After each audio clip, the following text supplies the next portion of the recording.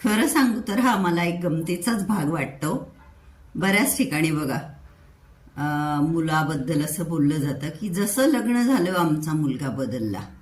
म्हणजे इनडायरेक्टली असं म्हणायचं असतं की जी येणारी सून आहे तिच्यामुळे आमचा मुलगा बदलला. मला असं म्हणायचंय, ती सून येऊन जे काही जितके काही दिवस झाले असतील, महिने वर्ष, त्यापेक्षा तर तुमचा मुलगा नक्कीच तुमच्या सहवासात जास्त वर्ष राहिलाय ना. मग तुम्ही ज्या तुमच्या मुलाला शिकवण दिलीये, संस्कार दिले, घडवलंय, ते सगळं कुठे गेलं? आणि जर मग तसे चेंज झाले मुलामध्ये, तर मग आपण असा विचार करायला पाहिजे की हे आपलं प्रोडक्शन आहे आणि आपल्या प्रोडक्शन मध्येच काहीतरी गडबड आहे.